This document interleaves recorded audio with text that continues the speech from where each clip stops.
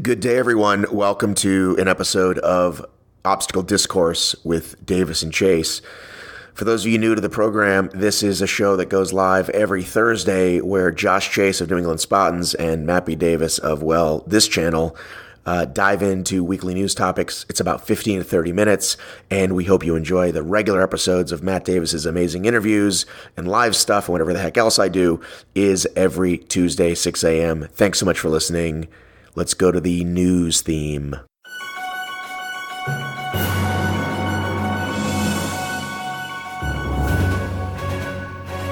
Welcome back to another edition of Obstacle Discourse with Davis and Chace. Boom. I said it correctly. It turns out people are fans of the show, Josh. Your thoughts? I think they're just mindless drones that are looking forward to us drivel on about whatever the hell we talk about. I love them all. So. Did you just insult our audience? Well, yeah, I think that's the best way to get an audience to get bigger and more reactive, right? Is to insult them at first and then build a level for everything. Is that the Bobby the Brain Heenan model of, do you know who that is? Really? Really, Matt? I'm fucking 39. So I keep forgetting. Yes, I know who Bobby the Brain Heenan is. Much like myself, you look young. I do have that advantage. Even with your giantness, your giantess, you look young. So I forget. So let's get right to it. Spartan did another. It appears as though this is their new information distribution system called memes. Called Instagram PDF memes. Yes. And we were given a point system, which I can make neither, I don't know, what's the correct phrase? Hide nor hair, heads or tails. Heads nor tails. Can you describe it to us? You could even read it if you wanted. I had to pull it up because I wouldn't do it justice if I tried to describe it. So essentially it's a weighted point system, right? And I think we all were familiar with last year's. You finish in first place, you get 300 points. I don't know why I do this on video a lot. I'm going to stop that. Same reason I do air quotes. Gotcha. So you get 300 points if you're in first place. Then it drops down to 264 for second place, some arbitrary jump of 36 points. Then it goes down to 240, so 24 points. So the distance between points, I did it again. The distance between points gets smaller and smaller to the point where it just starts counting down by one. And if I had to guess, I'm assuming the reason they do that at the top is to minimize the possibility of tiebreakers, for those people that might finish consistently second or third behind, a Killian or a Woods or whatever.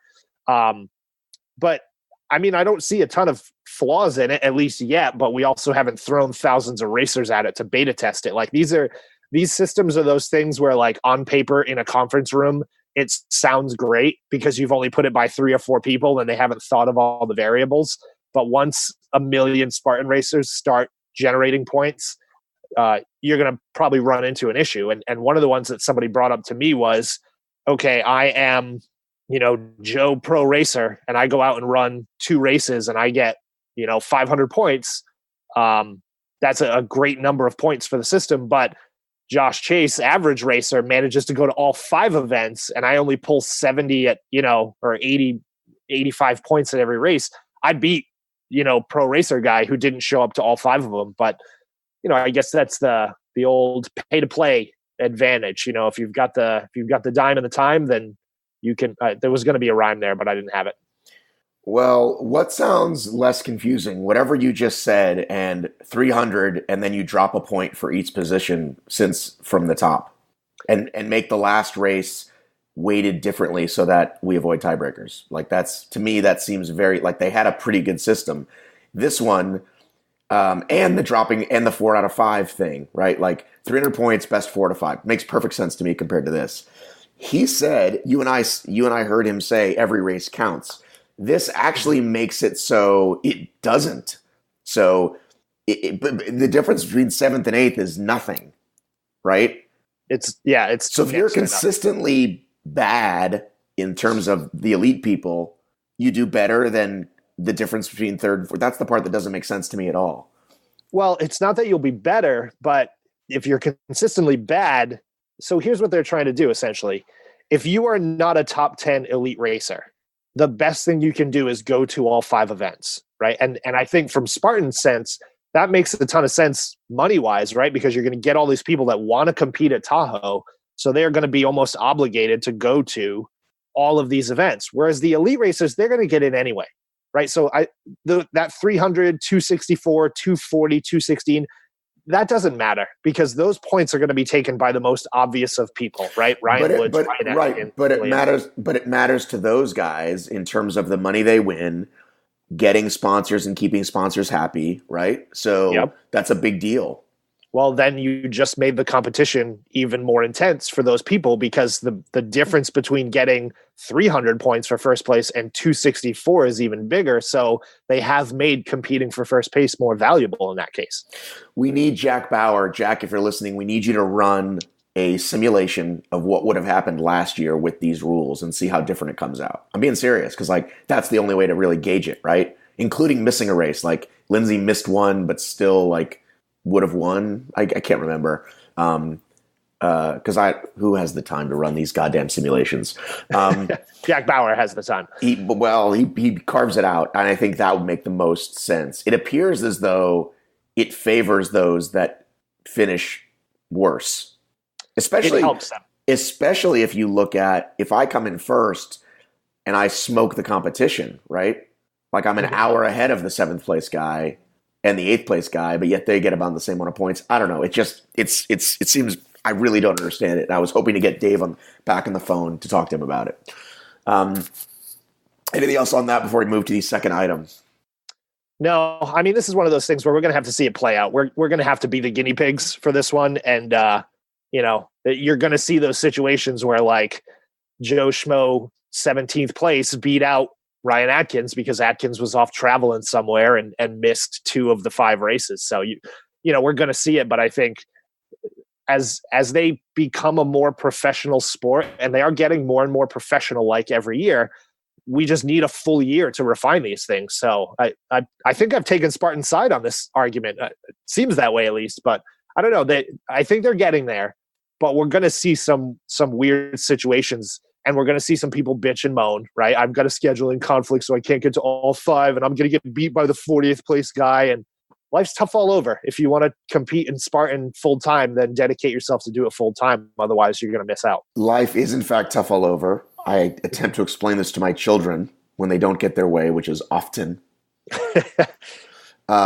Speaking of taking Spartan's side, have you set up your call with Mike yet? Mike Morris? I have not yet. I actually have to text him today. I wanted to give him some time because I know they got a race to prepare for and work out all the kinks. So I'll text him and then see if I can't grill him. All right. It's never a good time. That's what I've learned. So you got to just keep reaching out. There's always a race to prepare for. Fair enough. Cool. All right. Let's move on. Second topic is everybody. So I've known about this for a long time because I have Google alerts, but now the word seems to be getting out. How familiar are you with this case, with the venue moving situation? I am pretty familiar with it. Okay, so why don't you give us the background of, first of all, it's from Mottarella, right? R.I.P. Mottarella. Did you do one? Do you know anybody that did one? I think I know a few people that did it. I mean, it was a New England race. It was supposed to be in, what was it, Northern Connecticut or Southern Mass or something like that. And so Mottarella was the female version of Tough Mudder's Mud Fest event. Essentially, it was a mud run for women, and correct me if I'm wrong, but only women were invited, right? There were no men allowed. I think it was Tough Mudder's female cousin in the city. I don't know. Okay. So Mottarella is going to happen, and this was years and years ago. And then venue change happens, and they say, we can't do it at this event. We're going to move it.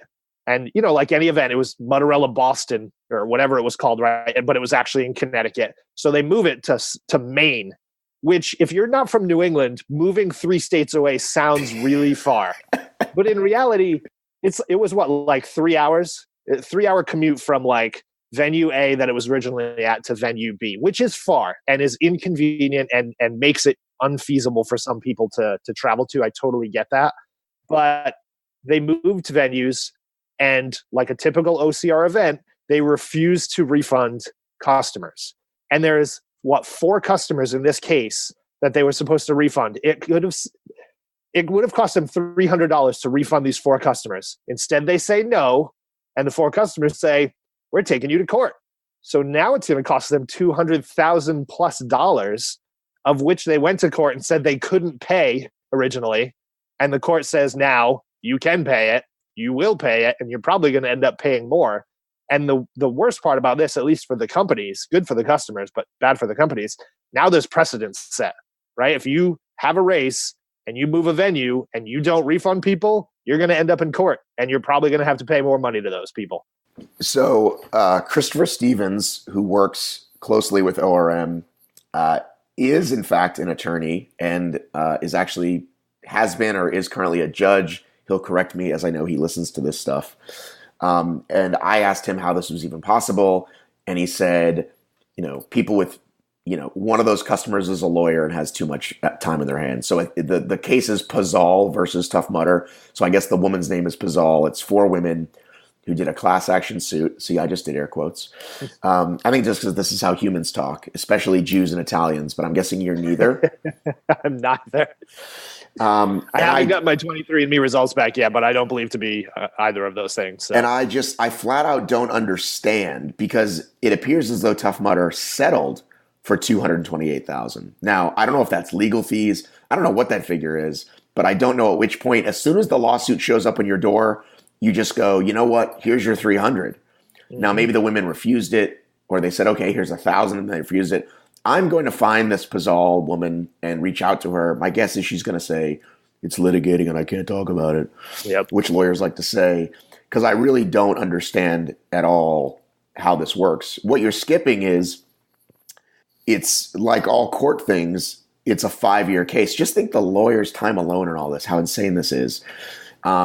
They sue, Tough Mudder files a motion that says you can't for these reasons. That gets ruled on. They appeal that ruling. Then there's another one. All these things. Here's what's super interesting, or the most interesting to me. I'm checking my texts.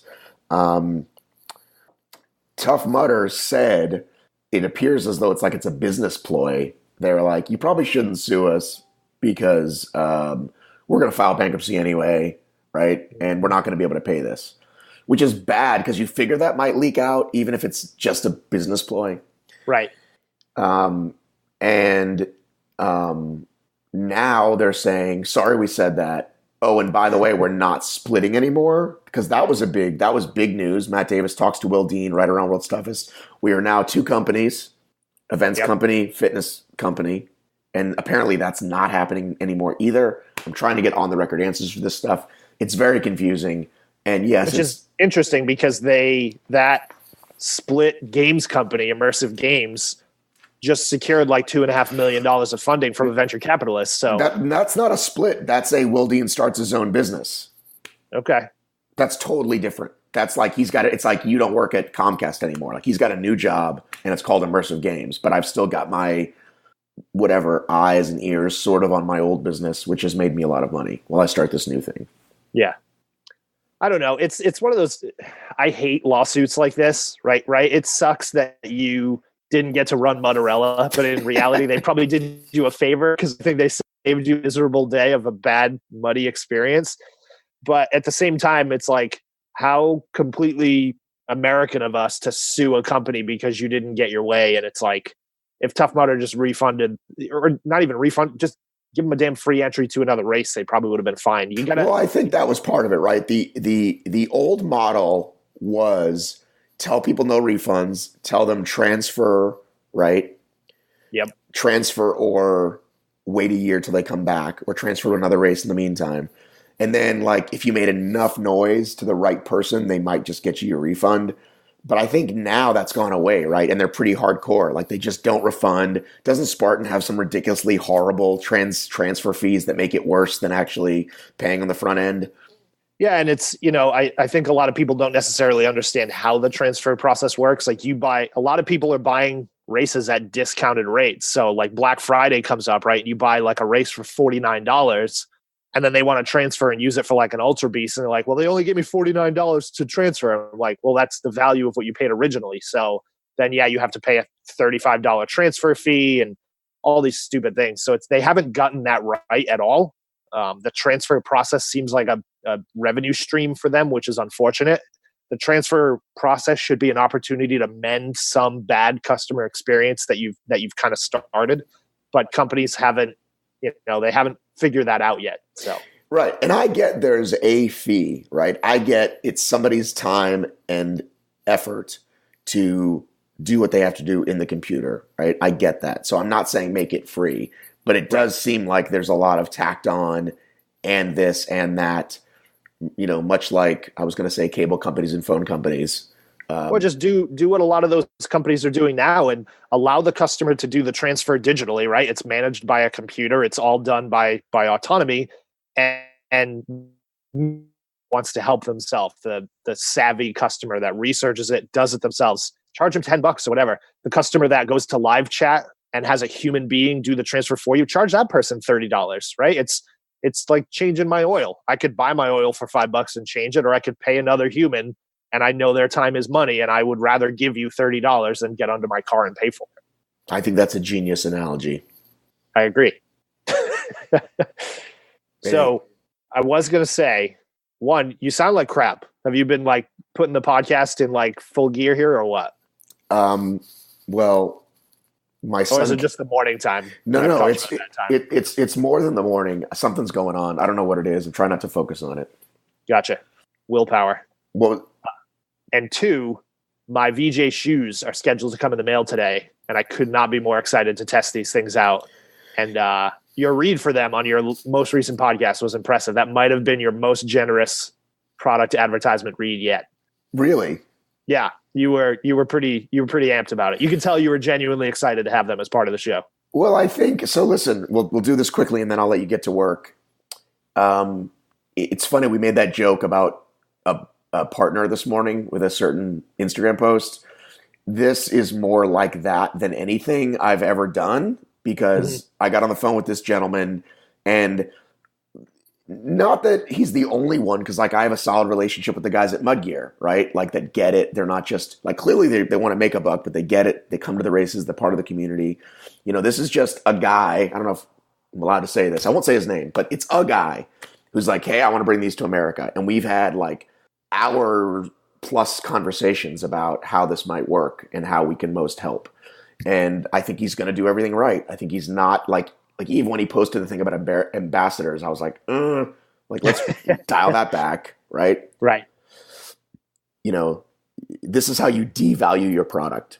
Yep. So anyhow, I think he's going to do it right. And I am genuinely excited that, we're bringing this cool new product, and we'll see how it goes. I'm disappointed, speaking of which, that like, have you still not gotten those freaking Innovates? No. So and I did a little research on my own because I shot an email to the guy from the UK. So the US gets their demo stock later. So the guy that we deal with, he doesn't get the stock to send out. So I'll usually ping him every couple of weeks. And he's good about sending me shoes, but I have not got the mud claws yet. Have you gotten them? Well, that's the thing. I gave them a lot. Listen, I'm like, okay, we're not Runner's World, right? So we're not going to get them first. I get that, right? Like we're on a short list, but we're not on the shortest list, right? We're not Ginger Runner. We're not Runner's World. However, I think we're going on a year now, Josh Chace. So I'm a little frustrated. Well, they were delayed in production, so I'm going to give him a little credit from that. But he said, we'll definitely get you some mud claws. They won't be hitting our warehouse till mid-February, so still a while, according to him. I can't believe you asked me to edit this out, because that's now I got to do work, and I don't, and my throat doesn't feel good.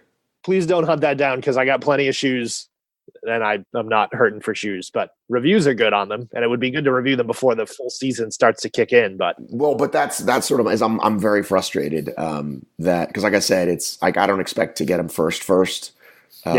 But no, I'm glad you appreciated my host reads. I think I want to do them all like that, but it's just a time and effort thing. Like I did the Savage one this year that way. Like, all right, they're not going to send me a copy. Let me just do it. But it's a fine line, dude. You're going to learn as you get deeper and deeper into this. Like, you got to pay the bills, and like, do you feel that way about every product that you speak about? You know what I mean? Like, listen, I've gotten these healthy meals delivered to my door every day. And I got to say, I'm not just saying this because they're delivered to my door every day, but boy, are they delicious. Yeah. My wife and I had the chutney, toast, and cinnamon buns this week. And boy, did I. It's funny because every podcast read is like, listen, and I'm not just reading this because they told me they're paying me. I genuinely enjoy product here, right? It could be whatever. It's MeUndies, it's Blue Apron, it's audible.com. Casper's another one, what's that stupid website? Squarespace. I designed my website on Squarespace. I'm saying that I get it. They're paying you money for a service. It's fine. Right. All right. Well, this went off the rails as usual. Well, I mean, I think that adds value. Okay, here's what I want to say, though, because I was ending it with just the music. I want to do what people do, and there's a reason people do it. Learning from if you listen to yesterday's episode about doing things, like breaking up with my old self, we do this show every Thursday. There's a new regular podcast every Tuesday. And if you like what we do, let us know. Drop us a review or a what do you call it? I don't know. Give us a like. It's mostly on Facebook, right? So give us a like, or I don't know. I don't know any of that. Give a plug for the Discord. Oh yeah. So if you here's where I'll go into pro mode. If you enjoy OCR and you would like to be a part of a live, fluid, organic community, we have a community on Discord, and you can chat with myself and one Matt B. Davis, and there are some great race directors there. And I'm not going to drop names because I don't want to lure people in with fancy teases, but this is a tease anyway. But Discord is a chat community where you can join us. It's the website is bit.ly/OCR Discord. There's a mobile app for it that you can download and join in, but it's a great way to communicate live and in real time. We got a bunch of news and breaking news that's up there. Matt B. Davis constantly chimes in. So if you ever need to get in instant touch with Matt B. Davis, he'll be there. And as the Spartan season in the U.S. ramps up, there's going to be a ton of stuff there following the races and what's happening. So hope to see you there. And I will add that it feels very much like Facebook groups used to feel when we were new and excited and the complainers and the trolls had not taken over. This is coming from someone who identifies as a troll sometimes. I do think it's probably going to happen because what happens when you get 1,000 people in a room? Well, some of those people suck. Yep. But right now it's early days. We're having a good time. We're cracking jokes. We're breaking news. And it's people helping each other. Like, hey, did you see that thing? Yeah, where was it? A podcast or a link? And then somebody helps you. Yep. And it's not, it's really not any, what shoes do I wear? Like those conversations aren't happening either, which I know is sometimes annoying for people who are like, oh, how many times are we going to have this conversation? That's like this time of year. That's the worst thing. So every community I'm in, whether it's Facebook groups or the subreddit for Spartan Race, every other day is, hey, do you guys have advice on what clothes I should wear for Greek Peak? Well, it's cold weather, so I mean, I'm not going to give you any revolutionary info. Layer up. Be like, oh my God, I have to wear long pants. Thank you for saving my life at Greek Peak for telling me I had to wear long pants and an extra layer of socks. All right, listen, go have a great day doing whatever it is that you do. All right, you too, my friend. Good talking to you. See you, bye. Bye. That was your weekly obstacle discourse with Davis and Chace. These do come to you every Thursday. There are new episodes every Tuesday, the full-length interview style episodes, or me at the finish line, or whatever the heck else I do. Those are the regular episodes every Tuesday, every Thursday in your ears. Josh and I talking about the latest news. You can donate to Patreon. Go to patreon.com/obstacle racing media, and that's a way for you to contribute because you love this content so much. Thanks for listening.